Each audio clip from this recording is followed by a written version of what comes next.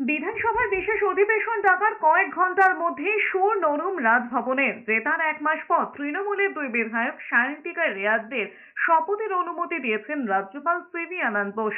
তবে শর্ত জুড়েছেন স্পিকার বিমান বন্দ্যোপাধ্যায় নন, শপথ বাক্য পাঠ করাবেন ডেপুটি স্পিকার আশিস বন্দ্যোপাধ্যায়।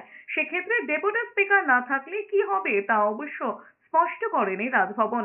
এর আগে হঠাৎ করে বিধানসভায় বিশেষ অধিবেশন ডেকে স্পিকার বিমান বন্দ্যোপাধ্যায় জানিয়েছিলেন শুক্রবার শপথ নিয়ে সব সিদ্ধান্ত জানানো হবে।